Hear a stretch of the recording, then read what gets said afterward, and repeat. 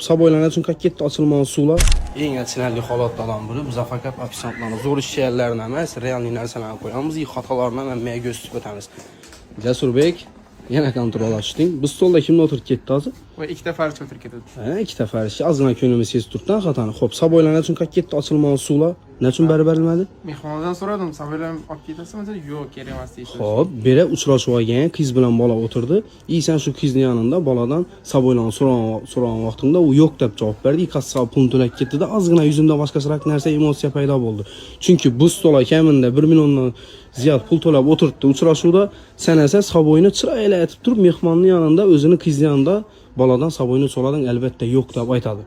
Seni shu yerda eng katta xaton seni shu yerda bo'ldi. Chunki bu mehmon pul to'lab o'tiribdi. Sana fishkalardan birini o'rgataman. Обязательно bola yana borib, bunday vaziyatlarda parishkalarga borib turib, yonida so'ralmaydi. Chiroyli aytib, quloqni aytishing mumkin. Siz bemalol mehmoningizni uzatib bering.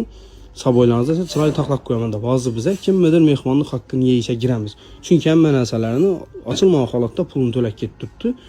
Yo'q, muammo emas. Biz hozir bularga bog'lanib, chiroyli kerak bo'lsa o'zimiz dastavka etib beramiz. Lekin bu holat yaxshi emas. Ertangi bir kun sen ham kimlardir borgan vaqtingda, uchrashib chiqqan vaqting saboy aytib bering, yo'q, yoningdagi qizdan chekilib, yo'q degan javobni berasan.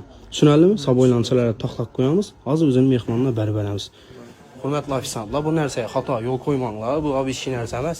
Qaysidir mehmonlar shunday holatlarga tushgan bo'lsangiz, o'zingiz kommentariyada fikrlaringizni bildirib ketinglar. Bizlar uchun muhim.